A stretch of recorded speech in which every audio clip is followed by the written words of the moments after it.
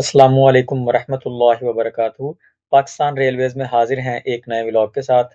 مری tourist glass train منصوبہ خاصی توجہ حاصل کر رہا ہے، جس کے پہلے مرحلے کے لیے اس کی فیزیبلٹی سٹڈی 30 اپریل 2025 تک مکمل ہونے کی امید ہے۔ اس منصوبے کو ایک اسٹریٹجک اقدام کے طور پر دیکھا جا رہا ہے، جس میں مزید توسیع کی صلاحیت ہے۔ ممکنہ طور پر مری کو مظفر آباد سے ملایا جائے گا۔ فیزیبلٹی سٹڈی جو national engineering services Pakistan NESPAK نے کی ہے، ایک اہم سنگ میل ہے۔ متعلقہ حکام کی طرف سے اس کی منظوری کے بعد یہ منصوبہ بین الاقوامی ٹینڈرنگ کے مرحلے میں منتقل ہو جائے گا اور اسے پبلک پرائیویٹ پارٹنرشپ ماڈل کے ذریعے لاگو کرنے کا منصوبہ ہے۔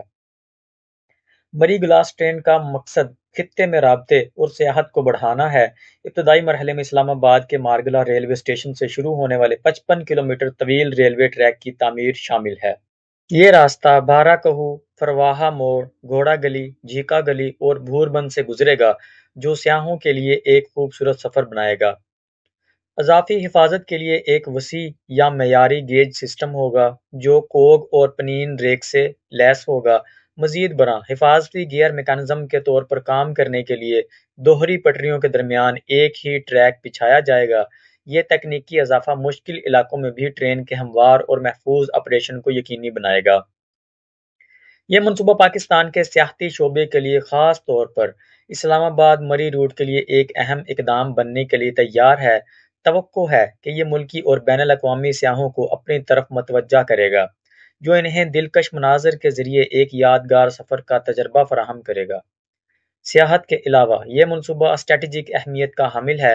اس اقدام کو جموں اور کشمیر کے علاقے میں ہندوستان کی آپریشنل ٹورسٹ ٹرین سروس کے رد عمل کے طور پر بھی دیکھا جا رہا ہے، جس میں پاکستان کی نقل و حمل اور سیاحت کے شعبوں کو آگے بڑھانے کے عزم کا اظہار کیا گیا ہے۔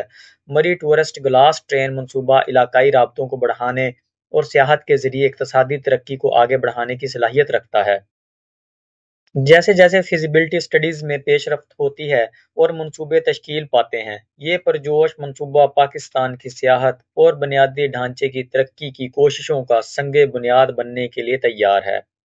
پاکستان ریلویز میں اب تک کے لیے اتنا ہی۔ اپنا خیال رکھیے گا۔ اللہ حافظ۔